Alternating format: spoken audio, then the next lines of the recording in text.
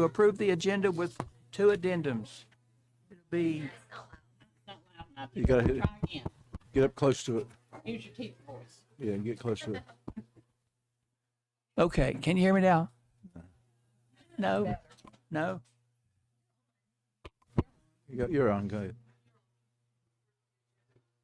Two addendums, L and M. I move we approve the agenda as was submitted to us with the additions of L and M addendums that were also furnished to us. Second. Motion's been moved and seconded. All those in favor say aye. Aye. Motion carries. Okay, the first thing on our agenda is recognitions. Ms. Hodges, West Virginia University Foundation. Good evening, President Ford, Superintendent Dr. Starcher, fellow board members. This evening, I have several recognitions to share with you, and the first is something I've learned something about today. Since 1987, WVU has awarded 200 students with foundation scholarships. To qualify for the foundation scholarship, students must meet a rigorous set of criteria, including holding West Virginia residency, possessing a minimum grade point average of 3.8, and achieving a minimum composite score of 30 on the ACT and the equivalent SAT score. This year, 20 incoming West Virginia University students from across the Mountain State who are driven by shared passions for innovation and service have been named the 2026-27 cohort of Bucklew Scholars. From that group of 20 students, 5 have been selected as Foundation Scholars. This is the highest academic scholarship West Virginia University awards. Valued at more than $100,000 total, the Foundation Scholarship covers college costs for 4 years of undergraduate studies, including tuition and fees, room and board, and a book stipend. Each Foundation Scholar will also receive $4,500 stipend to help diversify their academic journeys through studying abroad, internships, or research. This evening, I would like to introduce you to one of those 5 students selected as a Foundation Scholar, Roman Jovanovski, 2026 graduate of Shady Spring High School.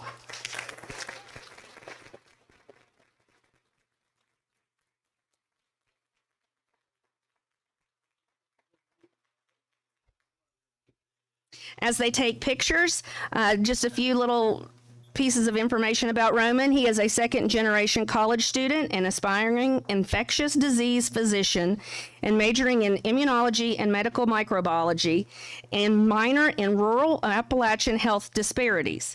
He is inspired by Dr. Anthony Fauci's ability to bridge medicine and government policy during the COVID-19 pandemic.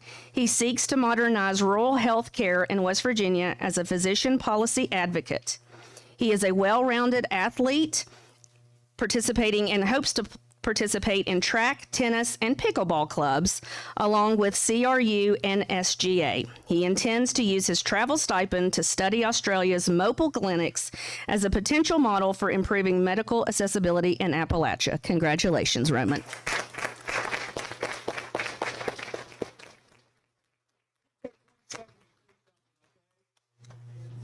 He has one, and 2 years ago, Raleigh County had 2. This is out of the whole state, okay?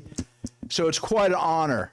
And my granddaughter was one of the ones 2 years ago, and she's finishing up her sophomore year. You just don't know how good you're going to have it. I'm serious. She's been to Italy with WVU. She's been to South America with a cohort doing medical things down there. This is quite a award.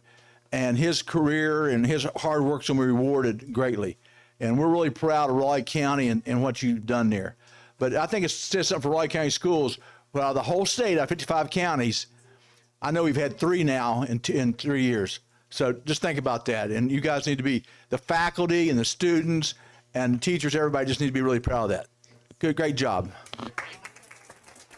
Yeah, if mom and dad want to come up, yes. Come back up and you get a picture of your mom and dad.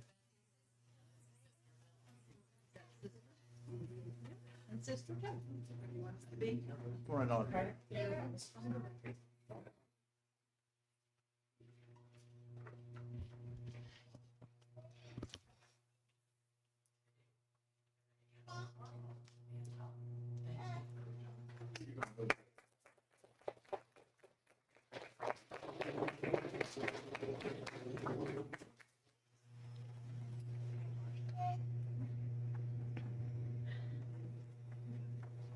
Okay, next on our agenda is band recognitions. Yes, this evening I have several band recognitions to share with you. I will start with, and I know that there are a lot of students that may not be present with us this evening, but I want to make sure I recognize them as well. Starting with Shady Spring Middle School under the direction of Krista Fama, West Virginia Middle School All-State Band. For 8th chair flute, Madeline Mills.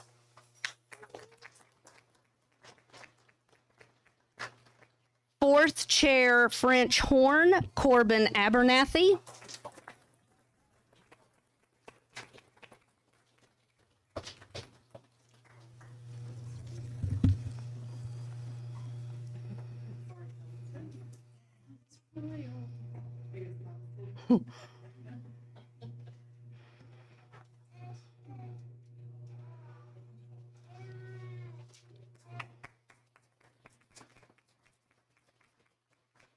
Eighth chair trombone, Emma Lockhart.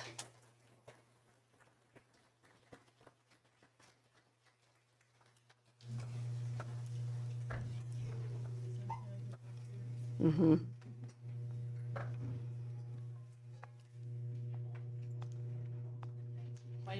Hey Heather, you want one up here?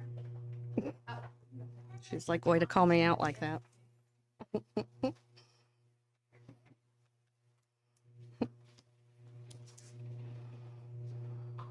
Yes. That good?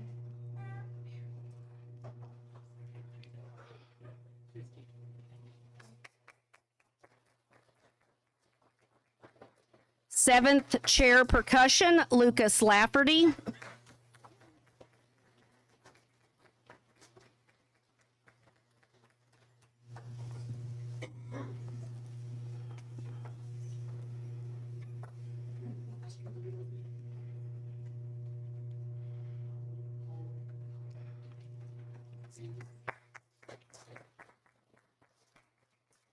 West Virginia Arts Alive, alto saxophone soloist, Braxton Brogan.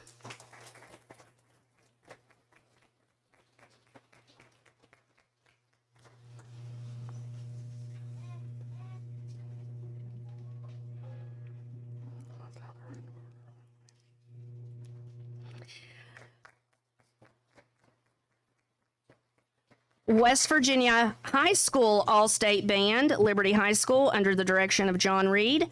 Sixth chair clarinet, Jacob Tolliver.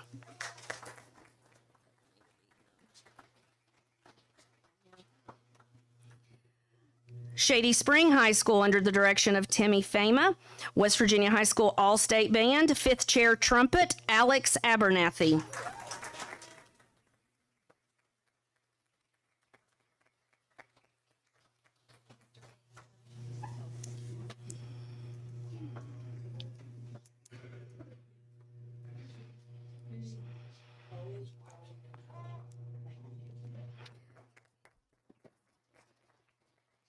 West Virginia Arts Alive, stay here, trumpet soloist Alex Abernathy.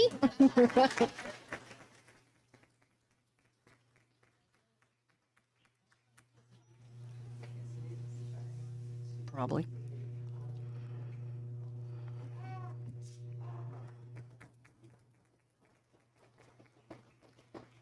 West Virginia High School All-State Band, Woodrow Wilson High School, under the direction of Marshall Rickman. Third chair bass clarinet, Aspen Ferguson.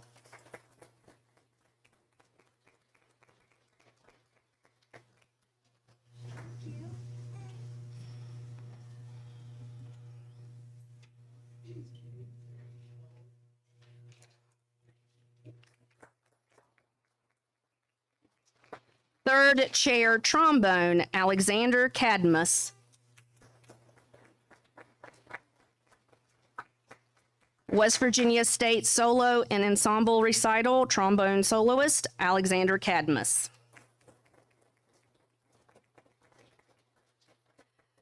Choral recognitions. Shady Spring Middle School, under the direction of Megan Gray. West Virginia All-State Children's Chorus, Aniston Carr.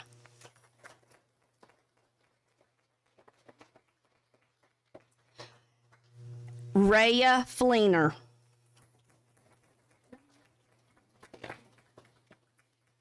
West Virginia ACDA All-State Junior Choir, Kathleen Ashcraft.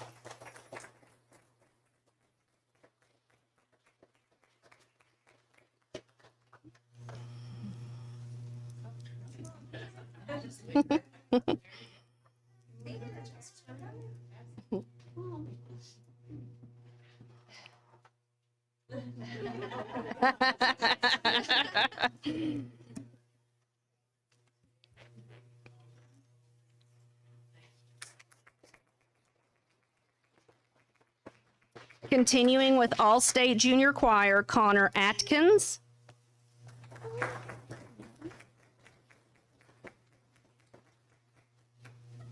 Brianna Green.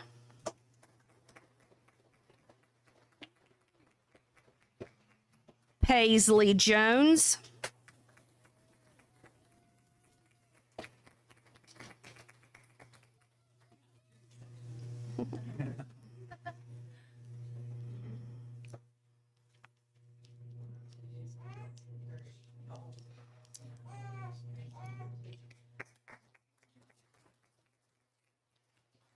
Corbett Lewis.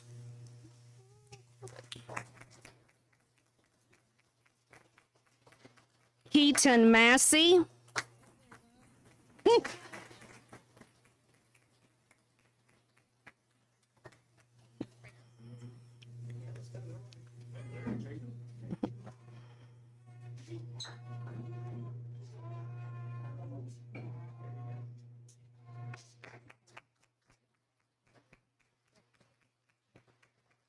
Lily Sheets.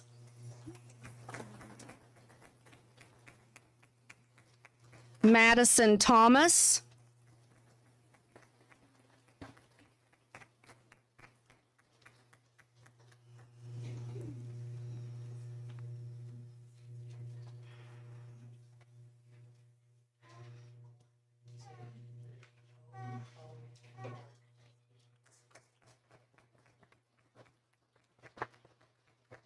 Parker Toller.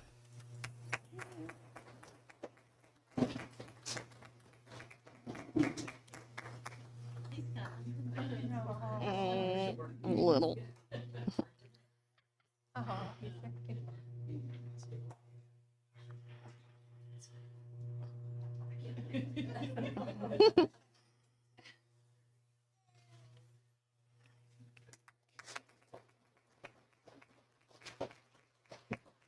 Aiden Vigilante.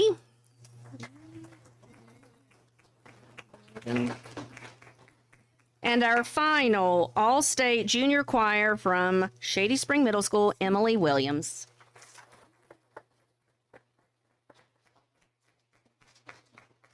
Thank you.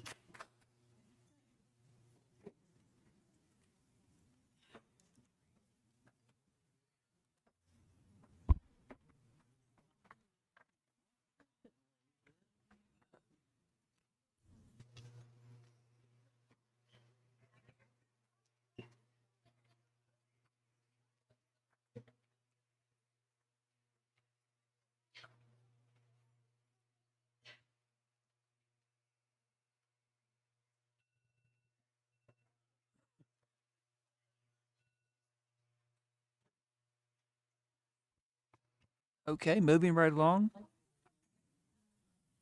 Oh, WVSSAC track champions, Mr. Dillon.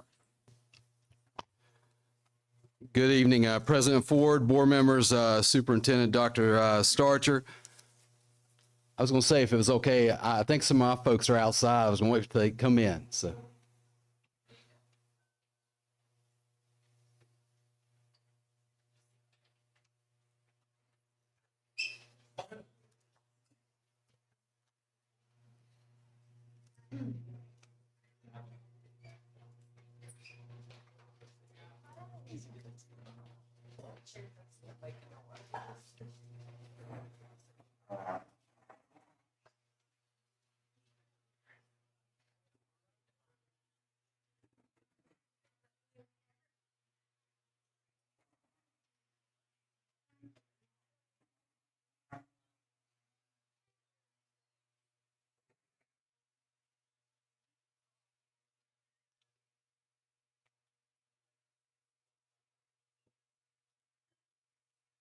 There's some up front. There's some up- Right here.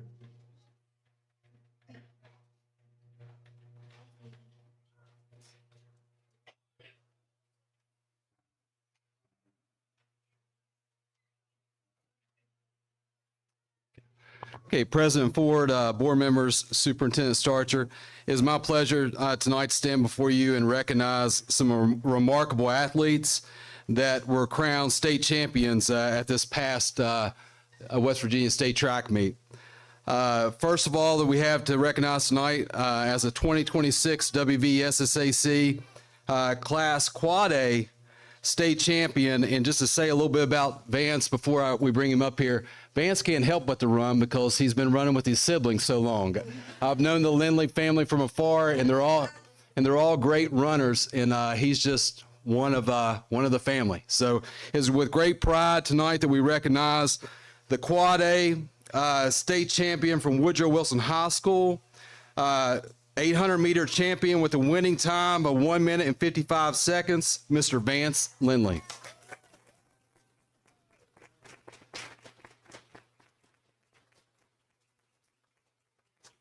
Yeah.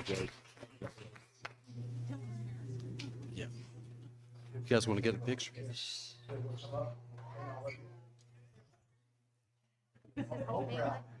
Yeah, it's his sibling.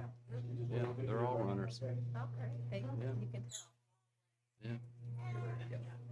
They run for days.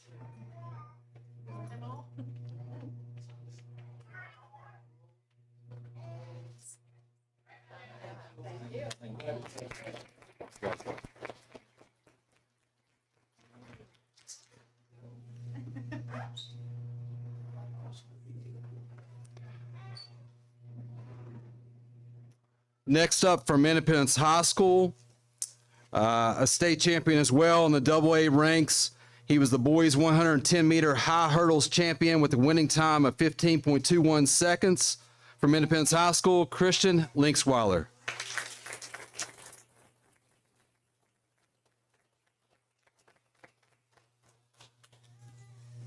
Also doubling up, also as a state champion in the boys 300-meter hurdle with a winning time of 0.27 seconds, from Independence High School, Class AA, Christian Linksweiler.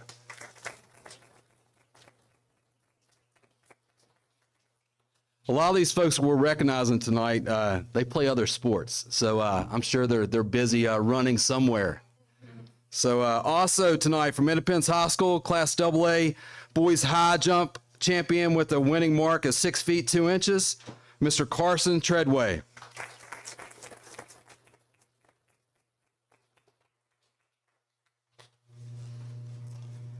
Then we have the 4x1 championship team from Independence High School with a winning time of 43.10 seconds. First up, Mr. Carson Treadway.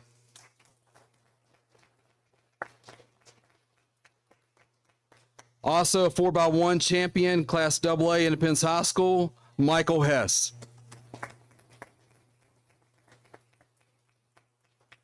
Also on the 4x1 championship team from Independence High School, Mr. Taylor Dove. And rounding out this state championship relay team from Independence High School, Class AA, Mr. Caden Bradbury.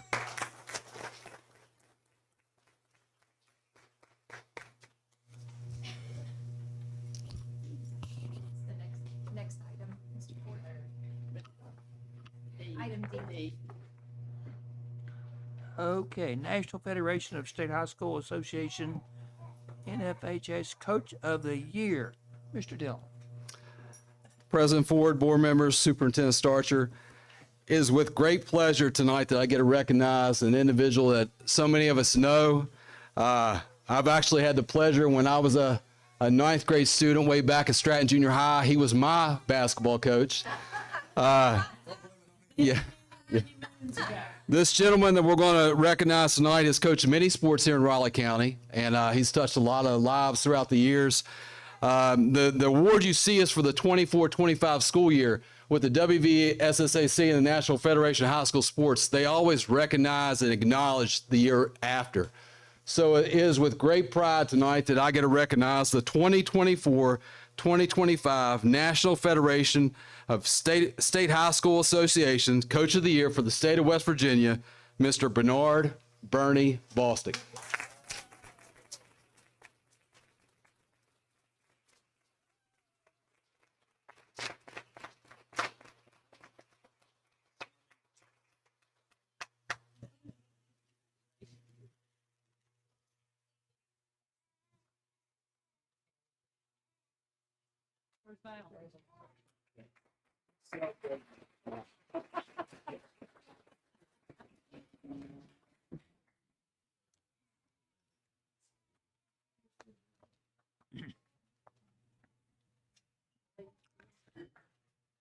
West Virginia School Nutrition Association Award recipients. Ms. Reeves. Good evening, President Ford, board members, and Superintendent Dr. Starcher. Raleigh County Schools Child Nutrition Office is proud to recognize several staff members who recently represented our district at the West Virginia School Nutrition Association Conference and earned top honors in competition events. These recognitions reflect the creativity, talent, and dedication of our child nutrition staff.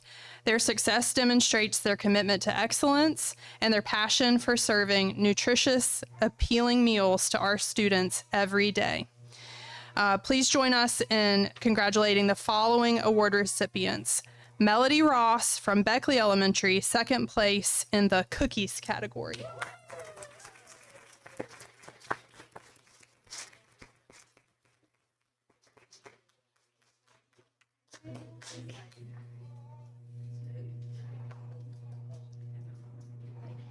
They're delicious too. I think last year somebody made a comment about wanting to try them, and they did bring. Results were great. Okay.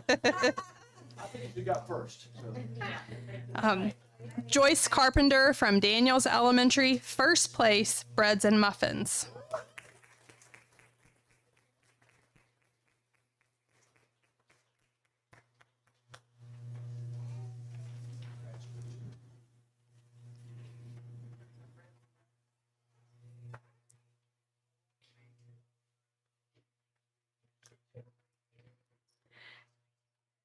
April Allen from Gent Elementary, first place, USDA School Food Peach Crisp.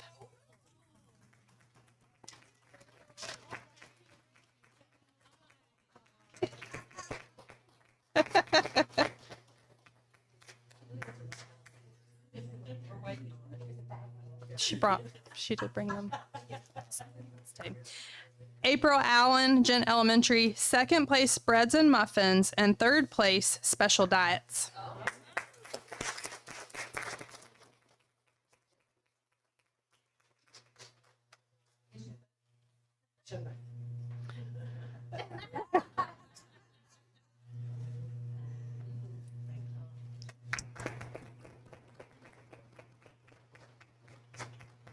And we had a group competition where our participants won second place for most interactive music box and first place for People's Choice Music Box. And this music box was made out of a number 10 can from the Child Nutrition Program. So Melody Ross from Beckley. Oh, sorry. I apologize. It's Stratton Elementary, not Beckley. Yes. Joyce Carpenter from Daniels. Yes. April Allen from Gent.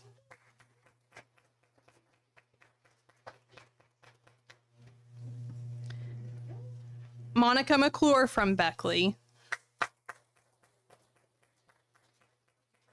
And Lori Bragg from Beckley.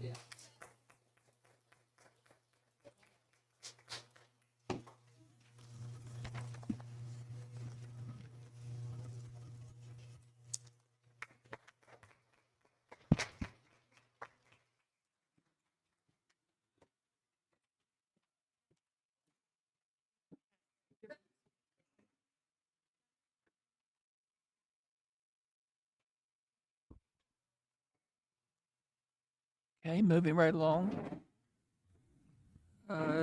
Difference Maker Awards recipient, Dr. Starcher. Thank you, board members, Mr. Ford. As you know, each month we recognize a difference maker. The difference makers are nominated by anyone, students, staff, parents, community. So today I have the honor of recognizing our last difference maker for the year. So the recommendation or the nomination we received reads as follows. I wanted to take a moment to recognize and acknowledge this employee for the outstanding work she does for our schools, teachers, and students. This employee is someone who consistently goes above and beyond her duties to support math instruction at Jen Elementary and throughout the county. She is always willing to help in any way she can, whether it is providing meaningful documentation and data to help drive instruction, offering ideas and strategies for students, or simply being available to the teachers that need support. She ensures that teachers have the tools and information they need to help students succeed. What stands out most about this employee is her willingness to do whatever is needed without hesitation. No task is ever too big or too small, and she always completes everything with a genuine desire to help others succeed. She is not only an excellent leader and resource for teachers, but also someone who is kind, supportive, and deeply committed to education. We are truly fortunate to have someone as dedicated and supportive as Leanne Chesley serving Raleigh County Schools.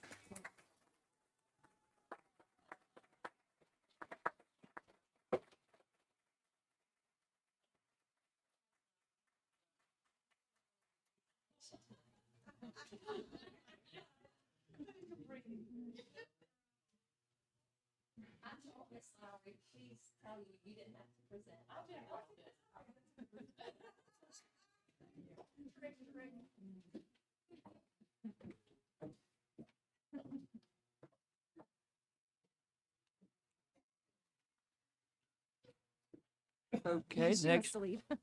next on our agenda is delegations. We have no agenda items, non-agenda items. We have several people that have signed up to speak. When you speak, you'll have 5 minutes, and we do want to hear what you have to say. But just so you'll know, we're not avoiding you. We're not allowed to discuss what you're talking about. We'll listen to you, okay? So the first one on the list is Lindsay Hudgins, I think. Hutchins.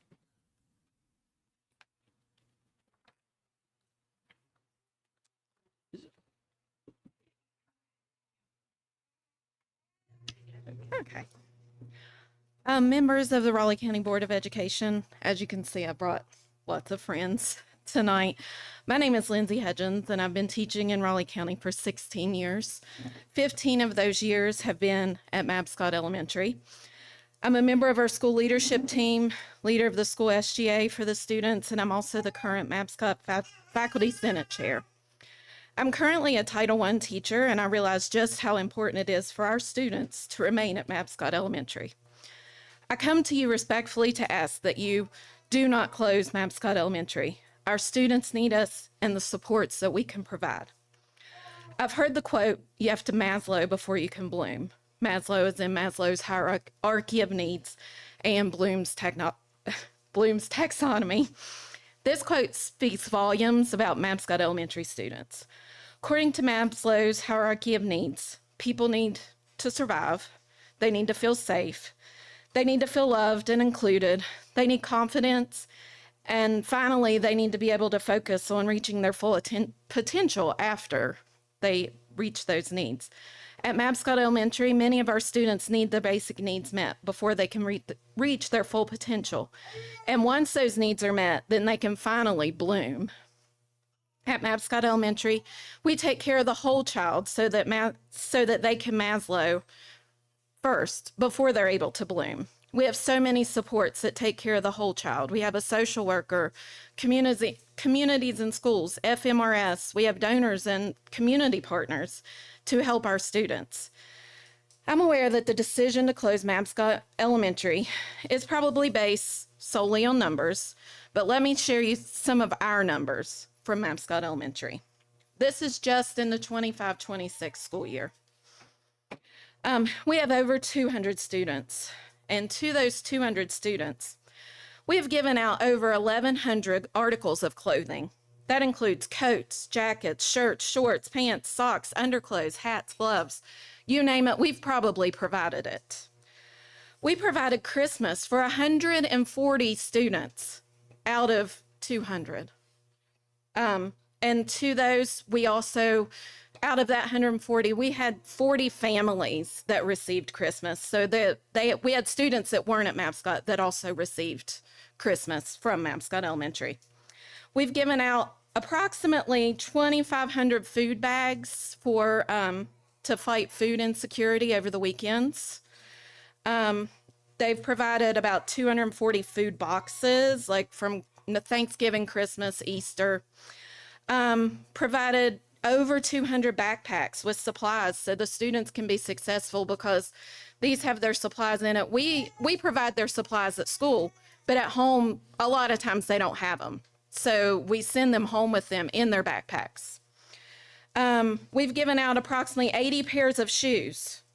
We provide weekly sessions with FMRS counselors. We've made more than 45 home visits for attendance, food delivery, Christmas delivery, connecting parents with resources, providing furniture like beds for our kids to have so they're not sleeping on the floor.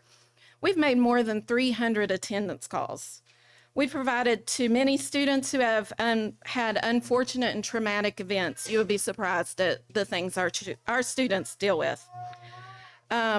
We provided hygiene products to these kids. Our Tier 2 students, and everybody at Mapscott Elementary gets Tier 2 supports every day in reading and math because of our Title I program. Our Tier 3 students, those really struggling students, also get 5 days of Tier 3 support. The mobile dentist comes. The last time they had 10 students that needed immediate attention, whether that meant extractions or filling their teeth. We have 15 staff members, and that's almost half of us, who have been there for 10 years or more. Our janitor, who's here tonight, he takes time to read with some of our struggling readers. You won't find that everywhere. So with only 5 minutes time, it's impossible to give every reason why Mapscott Elementary should remain open. I could go on all evening. Our students need to be taken care of and loved before they can learn. If you want to see a school that truly cares about their students, I ask you to look at Mapscott Elementary. Mapscott Elementary is the heart of the Mapscott community. We're not just talking about the building, we're talking about the children who feel safe, and the families who feel welcome. We want to continue making productive members of today's and tomorrow's society. Thank you.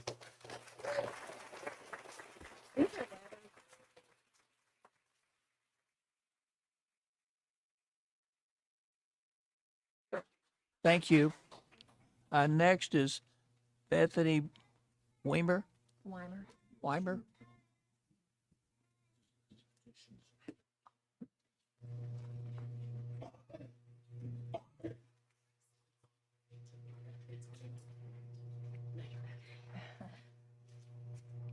Good evening, members of the board. My name is Bethany Weimer, and I've served at Mapscott as the music teacher for the past 12 years. Tonight I stand before you as someone who has dedicated more than a decade of my life to building something special for the children at Mapscott. I understand that our county faces some serious financial challenges, and I understand that difficult decisions must be made, but I'm asking you to remove our school from the proposed closure list. Our school is Title I, and many of our students do face challenges outside of school that they did not choose and cannot control. But Mapscott is where they receive their support, their stability, their encouragement, their breakfast, their lunch, their food bags, vast opportunities that Lindsay spoke about. And for many of our children, Mapscott is their safe place. As we discuss the numbers and the budgets and the enrollment, I ask you to think about the children behind those numbers. Think about the child who comes to Mapscott every day because they know that's where their next meal comes from. They come because they know they are loved and accepted here. Think about the families who depend on the services our school provides. Will those children receive the same level of support in these other schools, overcrowding the schools? Will they receive the same attention? Will they receive the same opportunities? Will they feel welcomed? Those are questions I'm not sure will be adequately answered. But every spring, our students perform a full musical production. Those moments do change their lives. We have built our Cardinal Choir into something special. We travel through the community. We represent our school with pride. They perform for community events and serve as ambassadors for our school. They learn confidence, teamwork, responsibility, leadership. They learn that they matter. And I am deeply concerned that this will be lost if our school is closed. I'm also concerned about what happens when our students are moved into proposed schools, because they're not just names on a roster that can be transferred from one building to another. They are children with unique needs. They are children who have built relationships with these teachers, children who rely on Title I, Tier 2, and Tier 3, children who deserve to be known. So tonight I ask you to look beyond the spreadsheet and look at the student and their family and their community and ask yourself what we stand to lose. I know I personally have voted for all of you to make a difference in our district, and I sincerely hope that this opportunity here proves that my vote counts. Please remove our school from the proposed closure list. Thank you.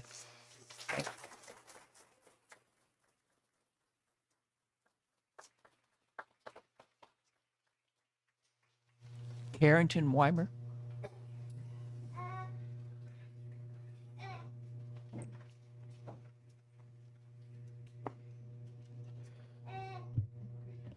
Good evening, members of the board. My name is Carrington, and I stand here before you today as a student who deeply cares about her school and everything it has done for me. Today, I ask you to please reconsider placing our school on a closure list. If our school closes, we would lose far more than a classroom. We would lose opportunities to serve in school government, where we learn how to be leaders and to have discipline.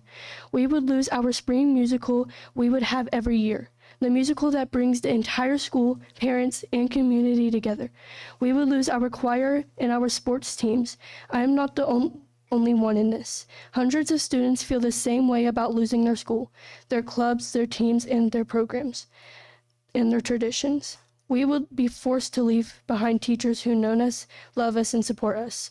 Like this year when 5th grade math became really difficult for me, Mrs. G. Bennett helped me find the right math group because she saw me right where I was and to make plans to fix it. I didn't fall behind. She went the extra mile for me and many other 5th graders just like me. All of these teachers know us. They know our strengths. They know when we're struggling. They know how to help us succeed. Please do not force us to start over in unfamiliar environments. I know the adults here have difficult decisions to make, but I ask you to please think about us, the children at Mapscott like me. Closing our school should be a last option. There are other ideas to explore: fundraising efforts, community partnerships, and programs to help us with enrollment. Before we make a decision to close our school, can you please consider every possibility? I encourage you to please think about what would be lost, not for just for me, but for every student who calls Mapscott Elementary their home. Thank you for listening.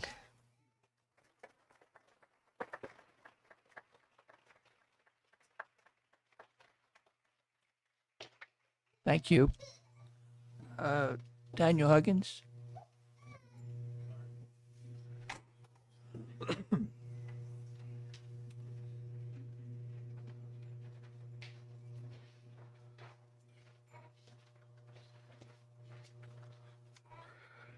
Good evening. I'm actually Al Hudgens. Daniel's my dad, but Al Hudgens. I've been in education for over 20 years, and my wife is the faculty senate president at Mapscott Elementary. And I'm currently a teacher at Park Middle School, as an ISS teacher. All three of my kids, Xander, who is 21, my daughter is 16 at Woodrow Wilson High School, and Zane, who is 13, who is now at Park, have all attended Mapscott Elementary. I went on a 7-year sabbatical into another county, and while I was in that county, I also served as LSIC parent member of Mapscott Elementary. Mapscott is a community school. Mapscott is a school where the teachers care, where the teachers stay late. They go on weekends to get materials for kids. They hold different drives for kids. It's a low-income community. And, you know, You know, a lot of our schools in this county, you know, our district, based on socioeconomic differences, you know, and some schools are more high achieving than others because of that. And I think closing a school like Mapscott would be detrimental to kids that need supports, a lot of supports. There's other schools where kids go to, they're going to be successful no matter what. But the kids at Mapscott need these supports. I do live in the Stanford district. I live in Woodcrest. I'm a voting member of the Woodcrest Foundation. In my 20 years living in Beckley, my wife and I have paid nearly $40,000 in locals taxes. Most of that goes to the Board of Education.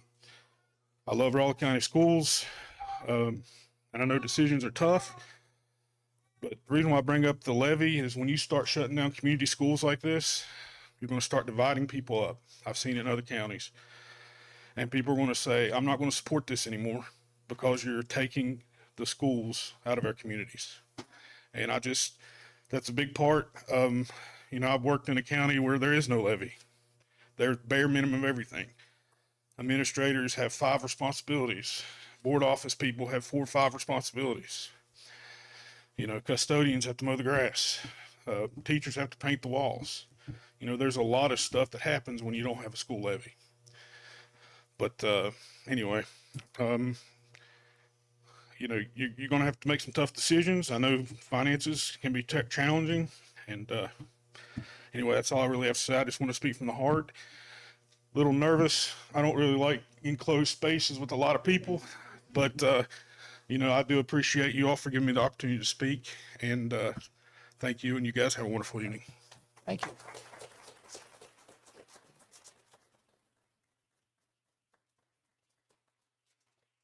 Thank you. Zane Huggins.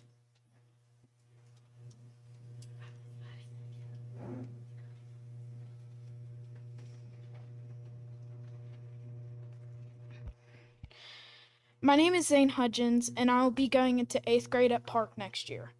I have been a Mapscott Cardinal since I was born. I have literally grown up at Mapscott Elementary. My 2nd grade year, I started the year at the kindergarten level in reading on my iReady diagnostic. This put me into Tier 3 with Title I. This was a tricky year because it was fall of 2020, and I only went to school 2 days a week. For a student who is behind, this was not a good setup for me to be successful. While I was home the other 2 days, a wonderful Title I teacher named Miss Questenberry logged into Teams meetings with me. She taught me secret stories like ER, IR, and UR are terrible, horrible drivers, and they always slam on the brakes and go, "Err." Through those sessions, Miss Questenberry taught me to read during a school year that was so difficult for everyone. I was able to grow because my school had dedicated Title I teachers who helped students like me, while my parents worked full-time during the day.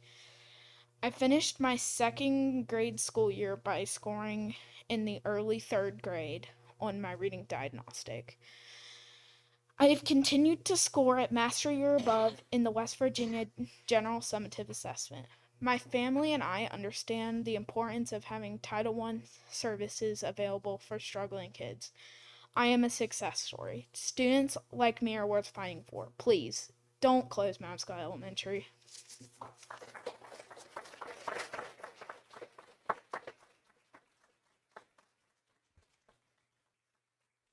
Thank you. Brooke Allen.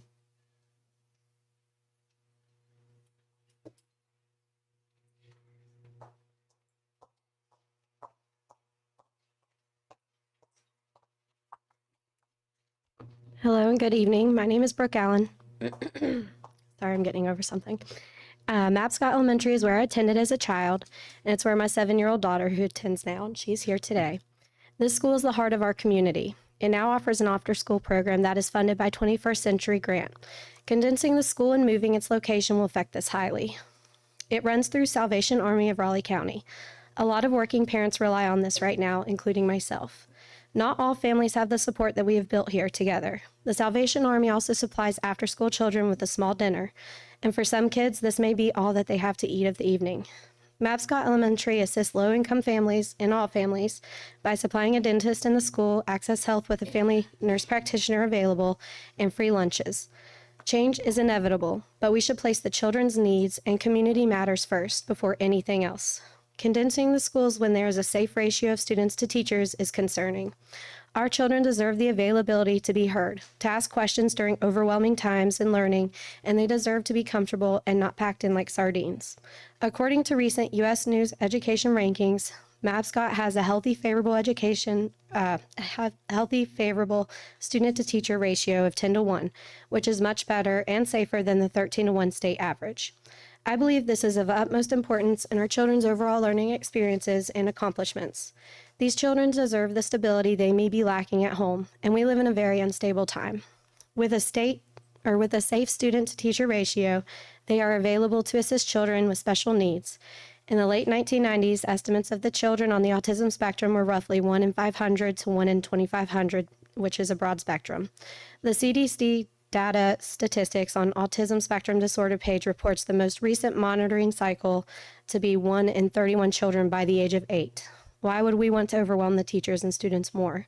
We have to make change with our heart in mind and with our children in mind. These kids are our future, and one day they too will be sitting on the board making difficult decisions. It is our job to teach them the morals, ethics, and importance of community and helping each other in the best way possible. If you come to the yearly school play, which they've talked about a lot today, you'll see all the involvement of our wonderful staff and parents. Miss Weimer, the music teacher, is one of the most passionate people I've ever met, and she was number 2 today. And this is important for children to see and experience. If you step into the school, you will see beautiful art from Dr. Harvey hanging up from local graduations, plays, and just drawing the children on a daily basis. The art at this school brings it alive, and it's important in this community. I'm asking from all of my heart to please keep Mapscott Elementary safe. It's a gym that we have to protect, and please reconsider placing Mapscott Elementary on the closing list. Thank you.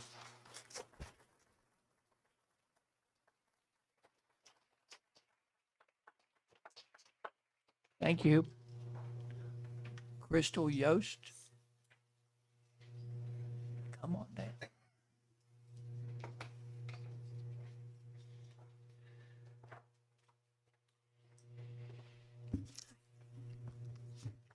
Hi, my name is Crystal Yost. I've worked as a teacher in Raleigh County schools for 12 years, and 10 of those years were at Mapscott Elementary before my position was cut twice.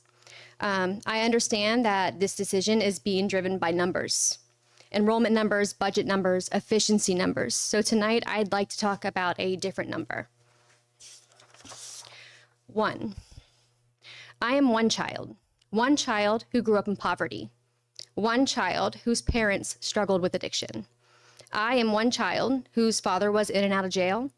I'm a child who sometimes went home to no electricity, no running water. I never knew what tomorrow was going to bring. We moved constantly.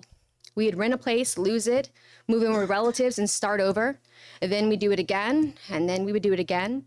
And I attended school after school after school. I never lived anywhere for an entire year until I was 22 years old. But every time my life fell apart, every time we lost another home, every time we packed our things and started over, we eventually ended up at my grandma's house. And I ended up back at a small school called Webster Elementary. One school. The same hallways, the same playground, the same teachers, the same friends, the same place. I wasn't a new kid there. The teachers knew me. They knew I was smart. They knew I was more than my circumstances, more than my dirty clothes. They knew I wasn't just another transfer student. I belonged there. It felt like home. And for a child whose life was constantly changing, that home feeling really mattered. I often wondered what would happen if Webster Elementary, my teachers, my friends, had not been waiting for me every time I came back.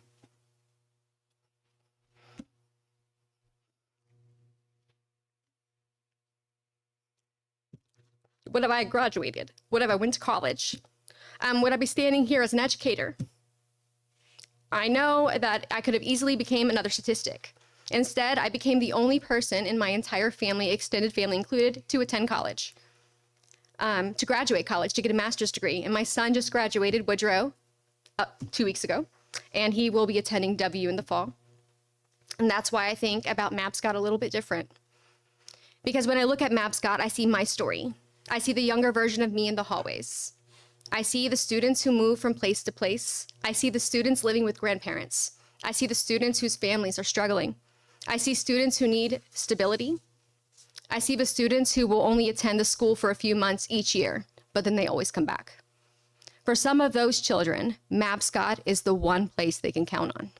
The one place where someone knows their name. The one place where a teacher notices when something's wrong. The one place where they feel safe. The one place where they belong. As you consider this decision, I ask you to remember that Mapscott has one of the highest transient rates in the county and is full of children with stories like mine. A child whose future cannot be measured by enrollment projections. A child who may only need one thing, one school, one caring adult, one place to belong. I know the power of one. One child, one school, one choice.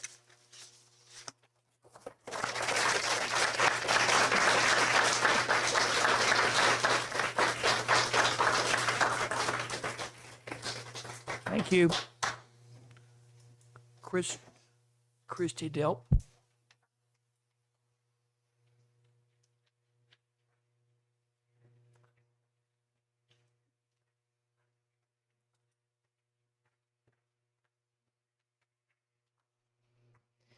Hello, my name is Christy Delp.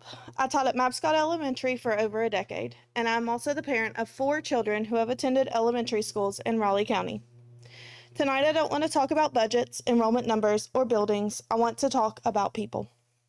For my own family, an elementary school became part of our story. I first met Cheyenne when she was in 2nd grade, when I was assigned to be her mentor.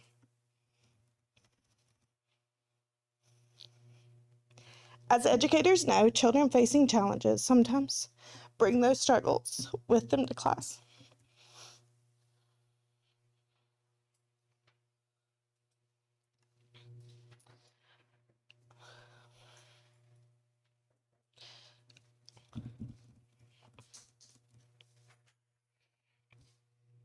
Okay, there's too many sniffing, guys.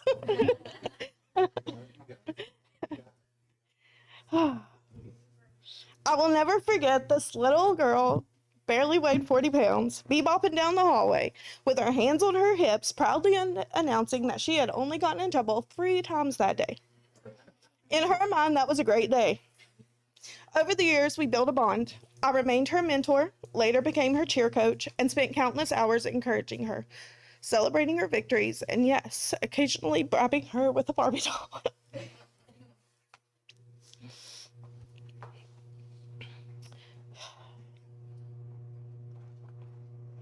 Little by little, she grew. I'm sorry, I practiced this, I swear. She grew, she matured, she gained confidence, and our relationship grew right along with her.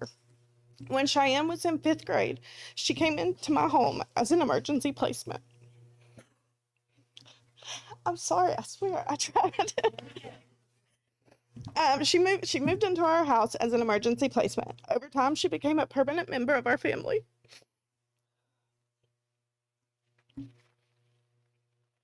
Today, she is my 17-year-old daughter. I'm going to draw it up after this part, I promise. When I think about that journey, I am reminded that the schools are about so much more than academics. They are about relationships. They are about seeing potential in the children, investing in them, and helping them believe in themselves. Recently, my daughters shared how disappointed they were that they may never have the opportunity to return to their elementary school for a senior walk. It reminded me that elementary schools leave a lasting mark on the children who pass through them. Years later, students still remember their teachers, their classrooms, and the people who made them feel seen and supported. I know difficult decisions have to be made. I simply ask that you make those when you make those decisions, you remember that the schools are more than buildings. They are communities, they are relationships, and sometimes they change lives. Thank you.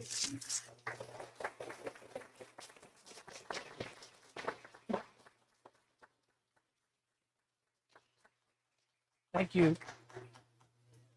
Emery Hickle.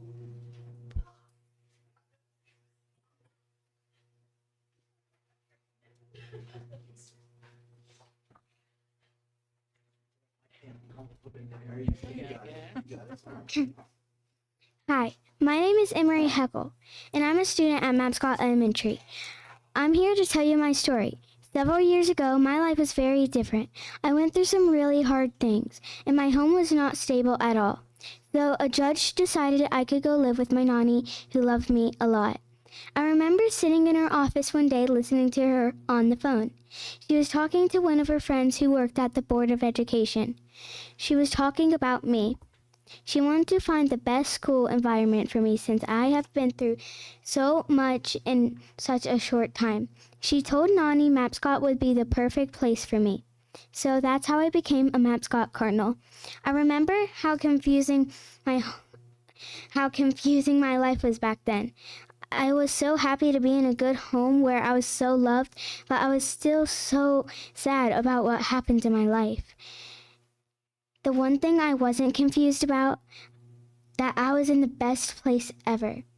It took me about 2 minutes to figure out that the teachers and Dr. Reese seemed to understand me and were so kind when I needed to feel sad or cry or just needed a hug.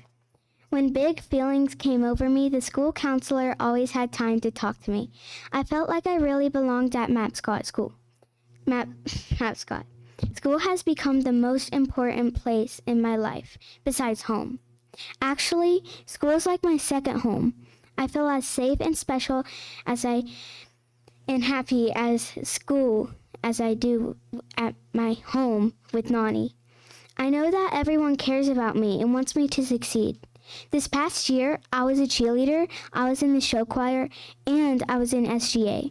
I learned how to be a part of a team, how to use music to make my heart happy, and how to be a responsible citizen and give back. My life is finally stable and secure. The thought of leaving the place that helped me heal and be happy is the saddest thought ever. I want other kids to be lucky enough to have what I have at Mapscott, because I know there are a lot of kids that have it rough and may not even have a nanny, so they need Mapscott to be their happy place. I'm asking you to please think about my story and let school keep helping kids grow and heal and learn so much and be happy. Thank you.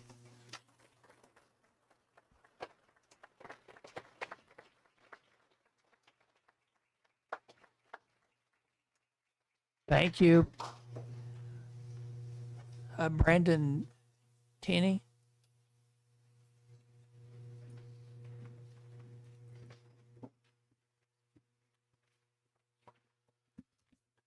Well, that's a fun one to follow.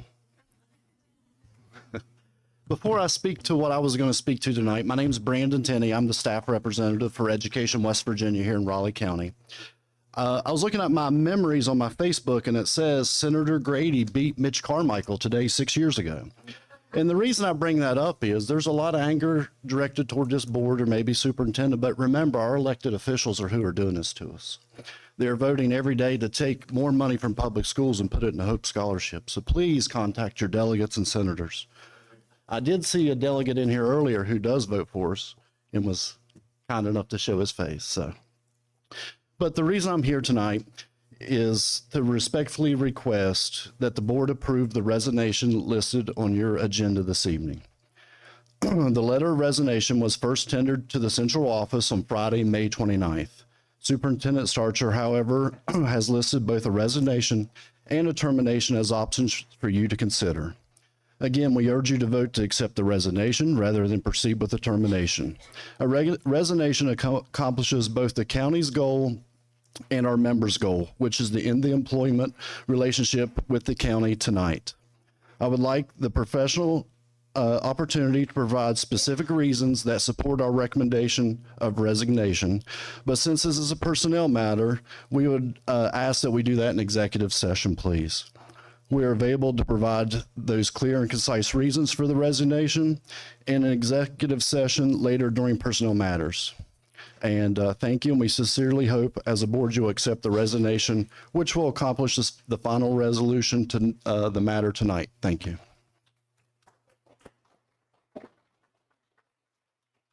Thank you. So the next on our agenda is communication reports. Dr. Hutchins. Well, the only thing that I've done is participate in graduation weekend. It was a long weekend, but it was really nice. Graduation always seems new to me because of the excitement of the parents and the students, and every high school does it just a little bit different. So I enjoyed it. It was a long weekend, but it was good. Ms. Smith? Like Dr. Hutchins and everyone else, I did the graduation weekend. I was just about to say the same thing Dr. Hutchins said. It just amazes me how each school does something just a little bit different that makes graduation unique to their building, and I like that. I also watched our bus drivers doing some training, and I think they said they were preparing for a bus rodeo. But anyway, I stopped by and watched that for a few minutes. It was interesting.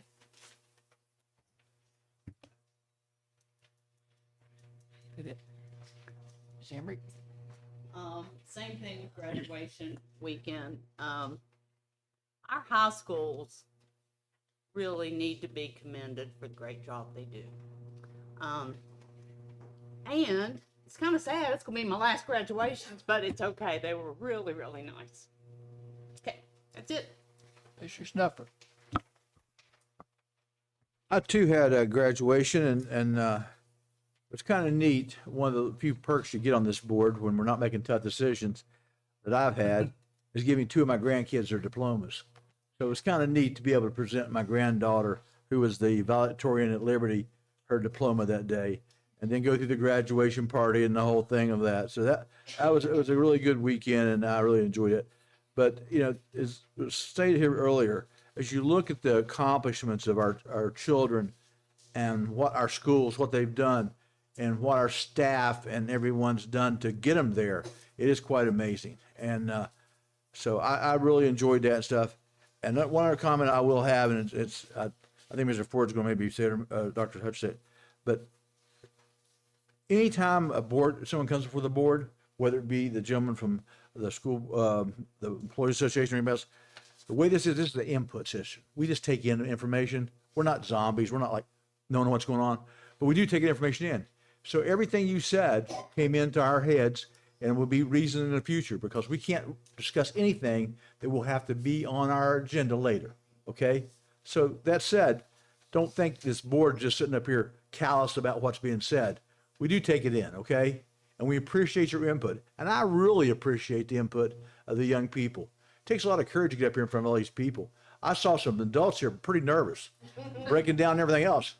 And I saw some kids knock it out of the park. So good job, okay? I heard Rick, you cooked some steaks on graduation night. Yes. What I heard. Yep. I think the fire department had to come down. Got to come down there a little bit there, yep. Get the cakes up there. Thank you. The only thing I have is I also attended graduation and had the pleasure of giving my cousin her diploma at Shady Spring High School. Dr. Starcher. Board members, just as a reminder, today was the last day of school for students. So I saw Director Tony here earlier, and I believe all students made it home safely. We did have an early dismissal, so successfully completed another school year. So thank you to our students and staff for a great year. I believe each of you has a copy of the summer booklets that were sent home. All students should have gone home, whether elementary or secondary, with one of these booklets. We've actually already received some input appreciating the activities and just things that are provided in the booklet. So you each have one of those. We do have a few more if anyone needs extra copies. I do want to thank Ms. Blankenship and Ms. Hodges for putting that together. We have begun enrolling for our virtual school, both secondary and elementary. We will provide updates to you as as we receive applications so that you have an idea of what we will have in the fall. The next 7 days, really the next 6 days of 6 work days here in Raleigh County will be staff training days. As you know, we received a 5-day waiver for students. So those 5 days plus 2 more, our staff will be working the next 7 days, but students are finished. So I want to thank Miss Lowry, Mr. Dillon, and all those who helped them put together what I think is a great schedule of training over the next 7 days. Now, not all staff will be in training every single day, and there is a good bit of school-based training as well. But I do thank them. I believe our administrators are excited about the opportunity to have this training now and be more prepared when we return in the fall. So thank you for that. And then I will just briefly speak to the closures. Board members, what would potentially be proposed closures. As you will recall, throughout this year and the past couple years, this board has had to make some difficult decisions regarding staffing reductions based upon overages in both professional and service, largely due to declining enrollment over the last several years.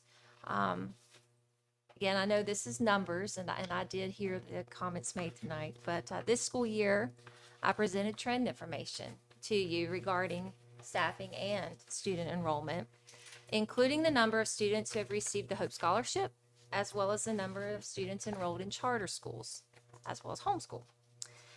I've also presented this board with building utilization information. You may recall that at this board's spring conference, the State Department informed you that school systems needed to be talking about schools operating below 60% utilization.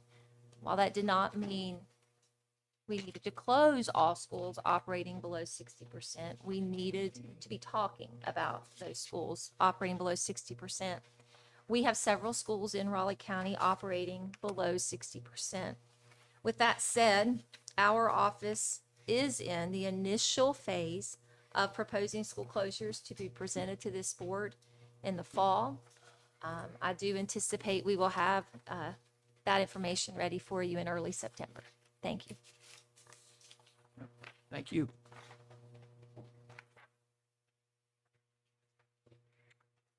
Okay, other reports, discipline data report.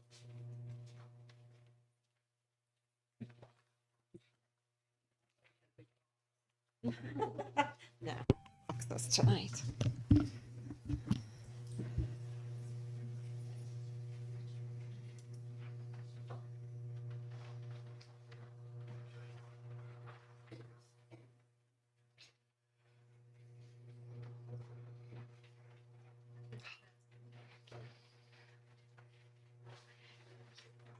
I just have a question while we're on break for a second. Can you remind me how many Raleigh County students, and Kim Lacey is probably here, she probably knows, are on Hope Scholarship that takes away from our county enrollment?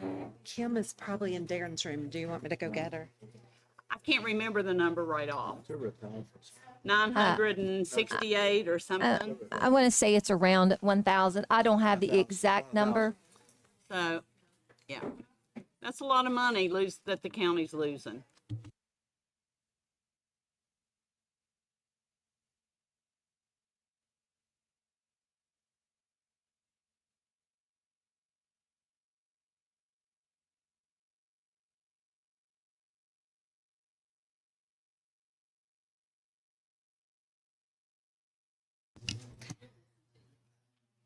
Good evening, Mr. Ford, Dr. Starcher, and members of the board. This evening, I would like to present to you the Raleigh County School discipline data for the year 25-26. Okay, we're going to start with level 4 violations. In 24-25, we had 70. In 25-26, this year we dropped to 56. 31 of those violations were THC non-narcotic violations. Okay, level 3 violations, we went from 849 last school year to 770 this year. Level 2 violations, we saw an increase here, okay, from 940 to 1,543. Habitual violations of rules is 381 of those, and disrespectful, disruptive behavior makes up 344 of those. Now, we can attribute the uptick into PBIS not solving all problems, but pointing out problems and taking care of them so that we have a decrease in those level 3 and 4 behaviors. So we think that, you know, everybody at the beginning thought PBIS was just Jolly Ranchers and stickers, but it's not. It is teaching and consequences and reteaching expected behaviors. So we really attribute that uptick to the focus of that and taking more notice of it instead of maybe just sweeping it under the rug. Yes. So cell phone is a 1. And really and truly, we tracked that for a while. After the initial, we were still tracking it. After the initial first 4 weeks and students getting called on the carpet, it went away. And I think it's also a good thing that we haven't had a lot of videos in class that has instigated more fights and all of the things of that. So phones sometimes are of the devil. Okay, level 1 violations, we had a good drop there from, and I'm sorry, that is a typo. It should say 2425. From 1,615 to 1,297. So that was a good drop there, which, you know, the uptick of level 2s is is PBIS and trying to focus on teaching those behaviors. This is where we maybe see better classroom management, better students learning things at that initial behavior. Okay. All right. Next, these are the percentage of students suspended. Now, this report came from Weavis, and Miss Lacey and I went back and forth over this, and I was like, Kim, Zoom, the live Zoom and Weavis, you just can't compare them. They're not the same because, as you see, it says we had 10,143 students. We have not had that. So, but then I did the numbers so I wouldn't have to change the whole presentation and confuse you. And the percentages didn't change that much by our actual ones. This is what's reported in Weavis. Okay, so all of our students, we had 36% of those students that were suspended during the school year. White students were suspended. 33% of our white students were suspended. 60% of our Black students were suspended. 49% of our male students were suspended. And let me pause just 1 second. I think maybe 60% of our Black students weren't suspended. 60% of the suspensions of that population, it could have been the same kid again 12 times. Exactly. Yeah. So it's not like we suspended 60% of our kids. So just get that straight. People read that, they say, "Oh, you have 60% of your Black students." No, it's not true at all. But 60% of that total population accounted for. Right. I didn't go through all 500 to see how many were duplicated. Yeah. Of our female students, we had 22% suspended. And our special education students, 49% were suspended. But we have very good news on that front. Of our students that have an IEP, the over 10-day suspension rate has really dropped. So that is a good thing there, as Ms. Akerd could attribute to. Our students who have an IEP who have been suspended for more than 10 days has dropped as a county over the course of this year? If this board, think back to last summer, possibly leading into last summer, we talked to you about disproportionality. One thing that we were dealing with, and Mr. Sexton had worked with this on a few years, we were disproportionately suspending special needs students who were also African American, looking at greater than 10 days. That's what the state looks at, greater than 10 days. We were disproportionately suspending them out of school when compared to white students who also had an IEP. So you'll remember one of our goals this year was to focus on that. And Ms. Lewis, I think, is getting ready to talk about that. But we have really worked, our principals, our schools have really worked on this, and we believe PBIS is a huge part of that. So that's what she was talking about. Yes. So let's just review the PBIS. Clear expectations, establishing and communicating clear behavioral expectations to students, teaching positive behaviors, reinforcing those, and collecting data. Our schools truly, our big celebration is that according to the champion model, all of our Raleigh County schools did receive bronze this year, which means they all have level 1 PBIS implemented. Okay, we have some high flyers that have already started level 2 and are doing tier 2 interventions. Well, that's a goal for next year. PBIS has impacted Trap Hill Middle School in the most positive way of any middle school. They are just the champion and the poster child for PBIS and what it can do for your whole school and the whole climate and culture of school. So as we look to that, we want our schools to, of course, advance to everybody being bronze. But while we're working to bronze next school year, we have to make sure that silver next school year, we have to make sure that our bronze stays intact. This isn't a thing that's going to go away. You have to keep that core in order to attain silver. Tomorrow, I get the benefit of facilitating our Character Strong for elementary tier 2 behavior teams. The Character Strong that we implemented this year has strong components. When we go to tier 2, we are pulling small groups out and really working with behaviors that students have. Teachers sometimes are frustrated. How am I going to do this? Character Strong already has that built in, and some of our high flyers in elementary are already using that component. So I'm real excited to be able to hear that and to encourage our teachers to use that tool that's already there for them for next year.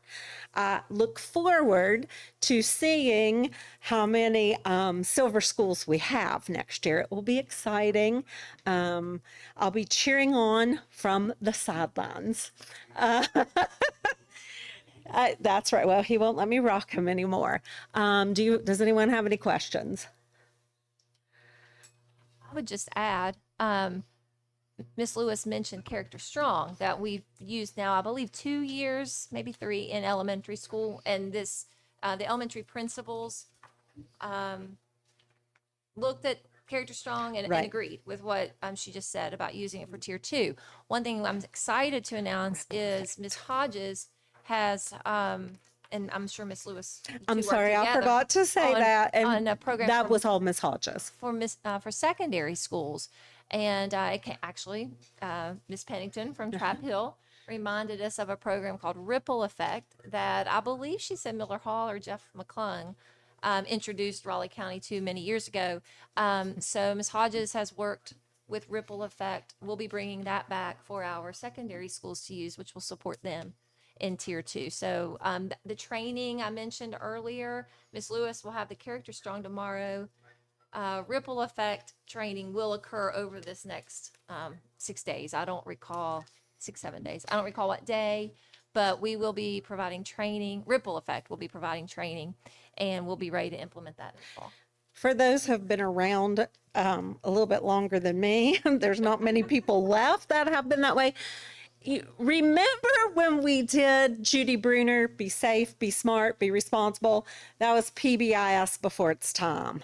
And a lot of schools, Crescent included in that, because I really embraced that philosophy. We had behavior reteach the whole 20 years I was an elementary principal. So that was a result of that, the ripple effect. So I'm real excited for what it can do to our middle schools, saving time and being able to give kids instruction in behavior. I know it's probably a lot of work. If it's a lot of work, just say, hey, Mr. Snyder's a lot of work and just forget it. But when I look at these percentages and these suspension rates, it would probably throw a lot of red flags up for a lot of people. But I still think that one of the more important things is how many students actually were involved in that rate. Because it may look really high, but it may only been 50 students 10 times. And Mr. Snuffer, as we worked with the principals throughout the year, there is a report that they can look at. So each month we had a behavior component to our district leadership team meeting. And this was part of special ed monitoring, but then also just our work to bring down our discipline. So that was something the principals are very much aware of students who are repeat offenders, if you will. Right. And for those who are repeat offenders, that really kicks into the tier 2 and eventually tier 3 model. Hopefully we don't have many in tier 3, but that is something our principals have been working on over the last probably 3 months or so. As we moved into tier 2, we really started to talk about that and look at those reports. But I just say, in a state or somebody looks at these figures. Yeah, it throws up some red flags to myself. And I know what's going on, and a lot of people don't. And I just think that would be important information to have somehow to say, hey, that looks pretty bad, but you understand that only involved so many students. I believe, I'm not positive, but with Miss Akert and Miss Lewis's help, because they pulled the data, I believe we could if you need the students, you got to be able to write a little query and just pull those things out. Miss Akert is saying she could pull that. Yeah. The two of them pull our data and they bring it to our monthly meeting. Okay. But we could bring that back to you so you could see the repeat. I guarantee it's more than what you think. Yeah, that's what I'm saying. I think it is too. It is, but we can pull that. Remember she knows what chart I'm talking about. Yeah. Yeah, we looked at that. That's information I think would be interesting to have. We can bring that back at the next meeting. Thank you very much. Thank you. We have no unfinished business. Under policies and procedures, the following is to be, has completed 30-day comment period. Approve revisions of policy E.7A, elementary athletics. Dr. Starcher. And Mr. Ford, policy E7A has completed the 30-day comment period. And you have comments in your packet. I believe there were a total of 5. And I will say the comments do support allowing non-Raleigh County students to participate in our elementary athletic program. As I've previously shared, our Elementary Principals Association has discussed this policy. And I've met with the officers and the coordinator of elementary athletics. My recommendation after speaking with them, considering the comments, considering the recommendation of our association, my recommendation is that this policy would be approved as presented to you, which would continue the requirement that children be a student of Raleigh County Schools in order to participate in elementary athletics. That is my recommendation. So you've heard the recommendation. Do we have a motion? I move we approve policy E7A elementary athletics as was submitted to us. Is there a second? I'll second. Motion's been moved and seconded. All those in favor say aye. Aye. Motion carries.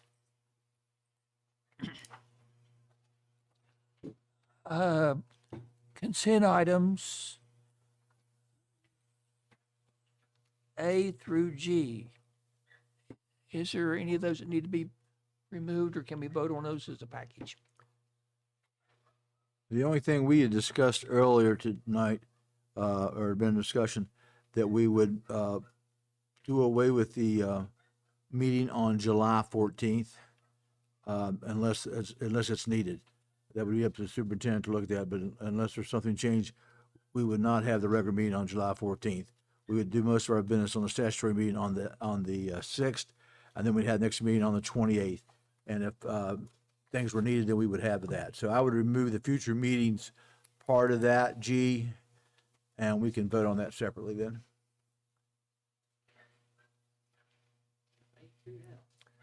So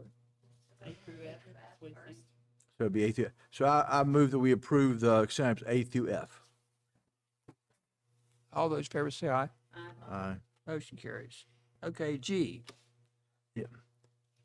So I would move that we make a motion that we cancel the regular meeting on the 14th of July unless the superintendent sees that is necessary to do for actions that she seems things need to be done. So to have a motion with that change? I made the motion. Okay, second. All those in favor say aye. Aye. Motion carries. New business. Consider approval of the child nutrition adult meal price increase for 26-27. Ms. Reeve. Good evening again. You should have a letter, adult meal and student second meal price increase recommendations for the 2026-2027 school year.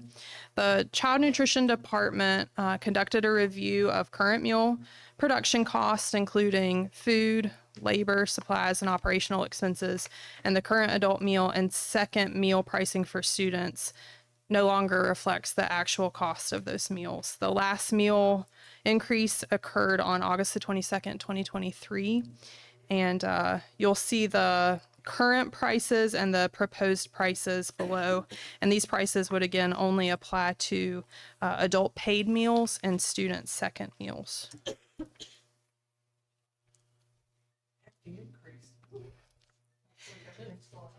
Well, it's like everything else. But my understanding is we can't supplement by law adult meals. We're supposed to be, we're required to get costs on those. That's correct. And that's why I'm before you this evening, is to make sure that we are in Current. compliance with Current, yes. the requirements of the Right. nutrition program. Okay. So is there any questions? Have a motion? I move we approve the new structure for adult meals as was presented to us. Thank you. For a second? Second, reluctant. Yeah, but it's a bargain when you compare it to go anywhere else. So we have a motion and a second. All those in favor say aye. Aye. Motion carries. Consider approval of the renewal of curriculum and associates ready for kindergarten through 8th grade. Ms. Reeve again. Good evening again. We use iReady for our benchmarks, personalized pathways, and the teacher toolbox for K-8 students in all schools, reading and math. And these requisitions show a braiding of funds with Title I, Title IV, and Science of Reading money. Anybody have any questions about that? Have a motion? I move we approve the,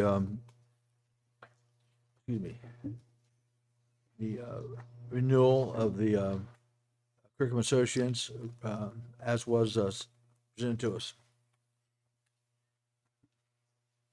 There's a second. All those in favor say aye. Aye. Motion carries. Thank you. Consider approval of the character strong social and emotional character development curriculum. Ms. Akers. Yes.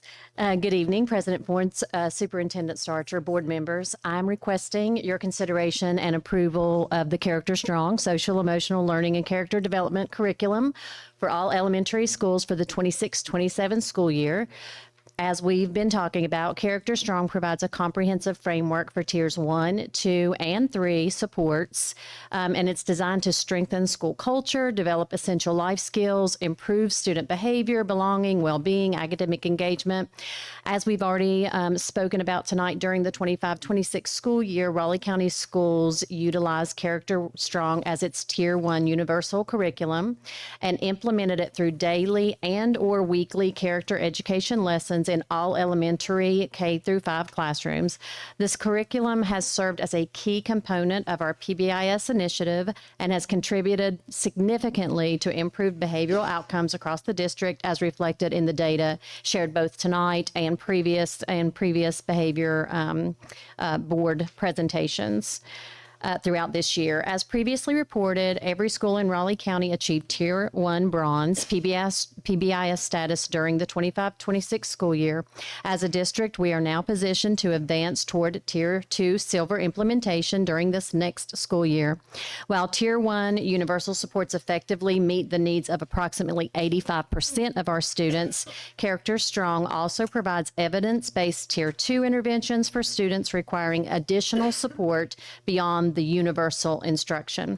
These targeted interventions offer structured opportunities for students to develop and strengthen critical skills such as emotional regulation, decision-making, problem-solving, self-management, and healthy relationship building. In addition to small group intervention curriculum, Character Strong includes progress monitoring tools, which allow the schools to measure student growth and determine the effectiveness of the interventions, ensuring that supports remain data-driven and responsive to student needs. So that is the reason that I bring before you consideration for approval of Character Strong curriculum for the 26-27 school year. Anybody have any questions? We have a motion. Motion's been moved and seconded. All those in favor say aye. Aye. Motion carries.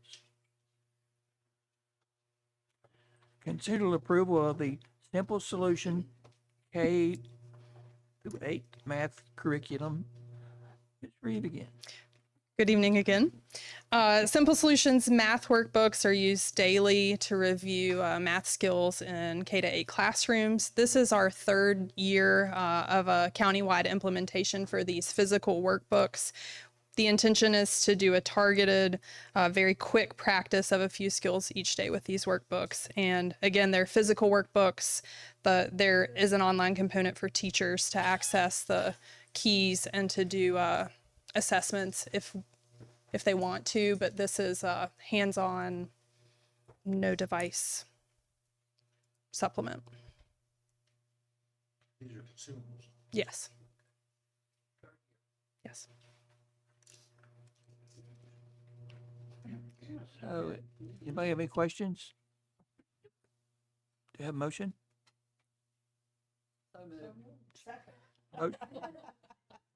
Motion's been moved and double seconded. All those in favor say aye. Aye. Motion carries. Thank you.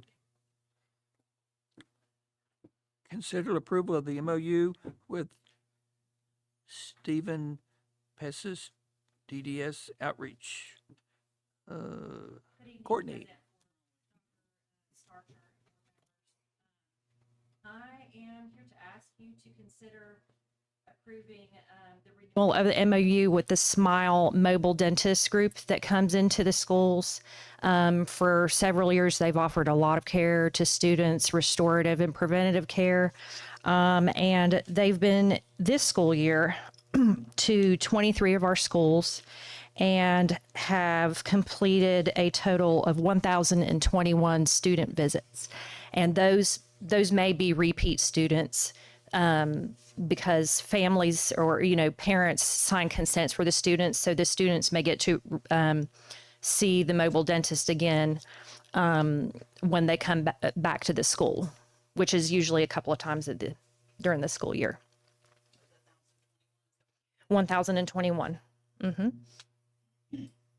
Anybody have any questions?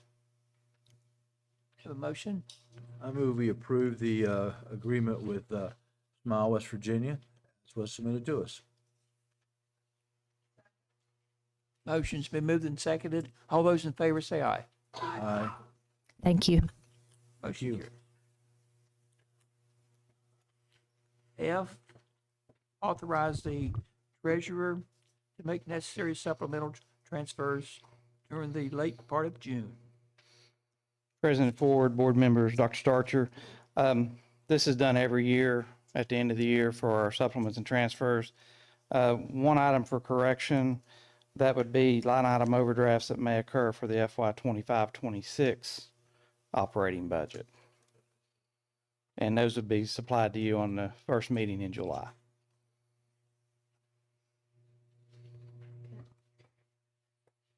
Okay, anybody have any questions? I move we approve the authorization of the treasurer to make necessary supplemental adjustments that the later part of June, necessary for the closing out of the year. Second. All those in favor say aye. Aye. Thank you. Motion carries. Thank you. Okay, approve administrative leave of an aide. James R. Bostic.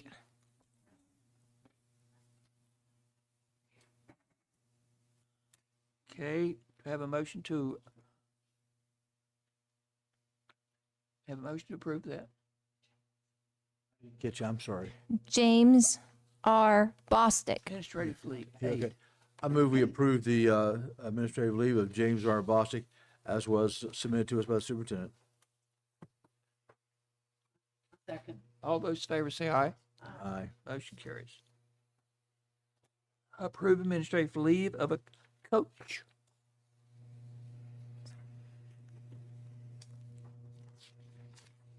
Matt McGinnis.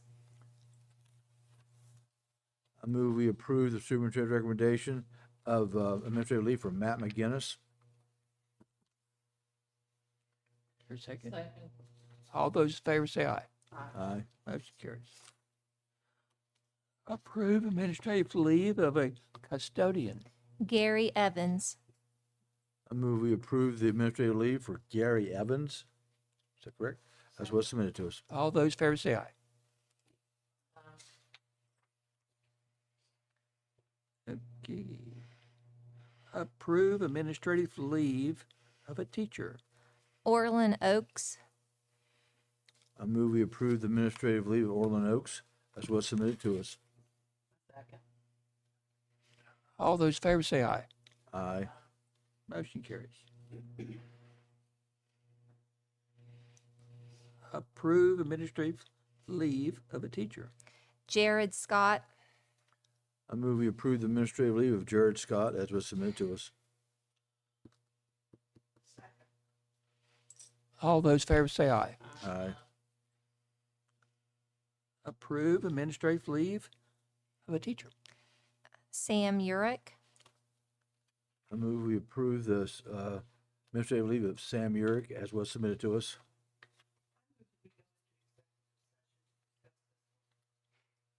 One F. This is F. We're doing. Yeah, we're This is doing F. administrative leave. Okay, we're doing F, right? Okay. Do you have a? Yeah, I know you are. You've always been ahead of me, but I'm trying to catch you, dear. I'm trying to catch you. This Okay. is this is letter F, administrative leave. So is there a second? Was it? This Dr. Okay. Hutchins. All those in favor say aye. Aye. Okay. Now you can have it. I move we go into executive session for the discussion of G and as Dr. Hutchins said. Okay. All those in favor say aye. Oh, wait, who did? You moved it, right? I moved it, yeah. So we need a second. Okay. 7:10. Okay.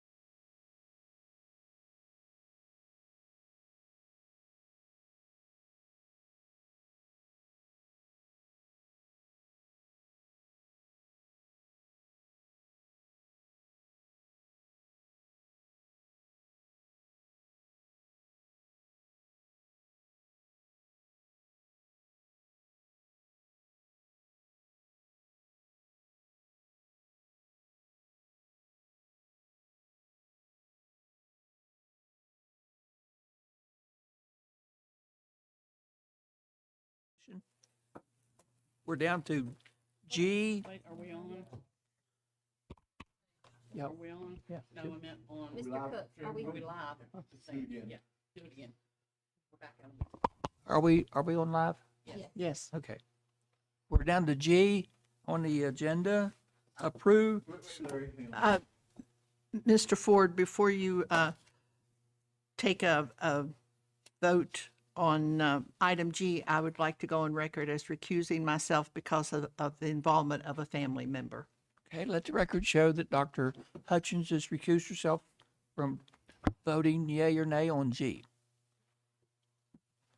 So we're down to G, approve suspension and termination of a teacher. Sam Urick. I move we suspend and terminate Sam Urick as was recommended by the superintendent. Is there a second? Second.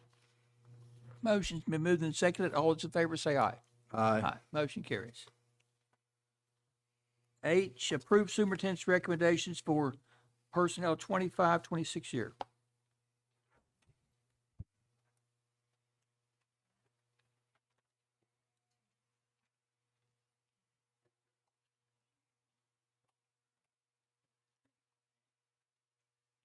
Any changes?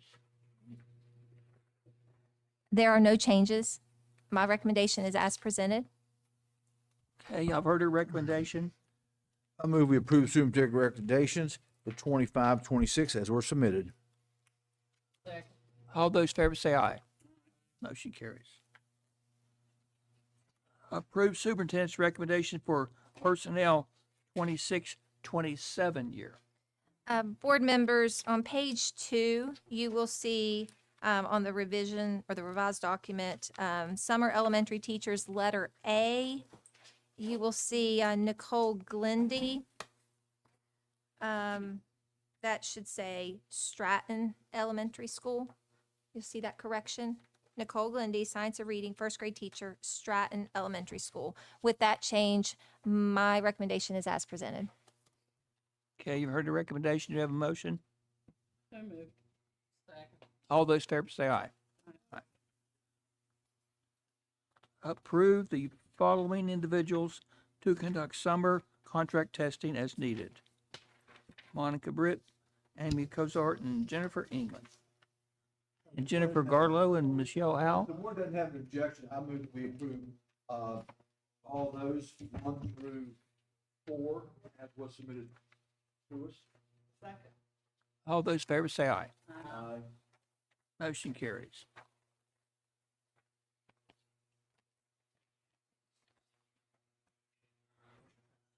Okay, K, conduct an annual evaluation of the superintendent.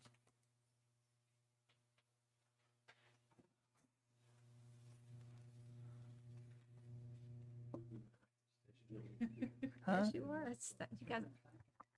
You guys normally go into executive session. I'm not a part of it. We have the form. I don't know. I move that we go into executive session to discuss the evaluation of the superintendent. Second. All those in favor say aye. Motion carries.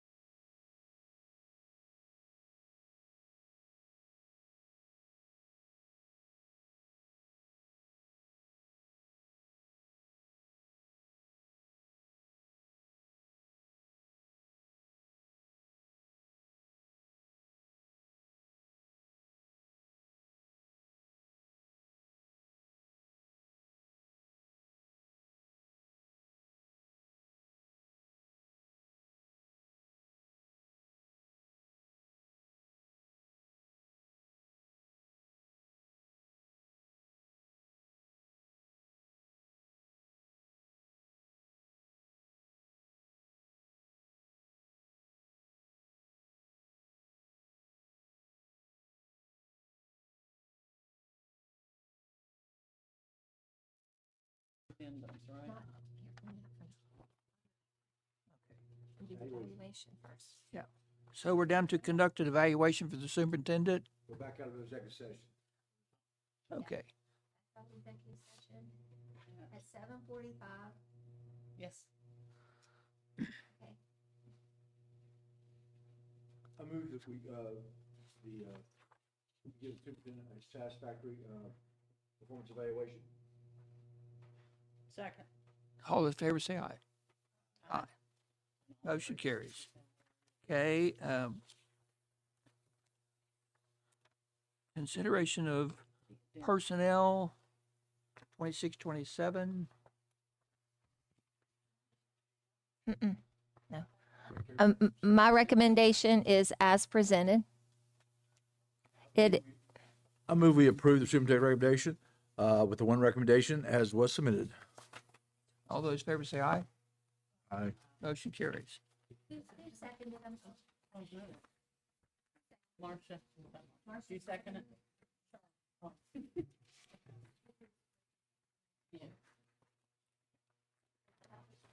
So where's M? So we're down to M. The board has acted upon the superintendent's recommendation in terminated the employee's employment. No action will be taken on this resignation. That was on 11 on your, or M on your agenda. That's all we have on our agenda tonight. This meeting is adjourned.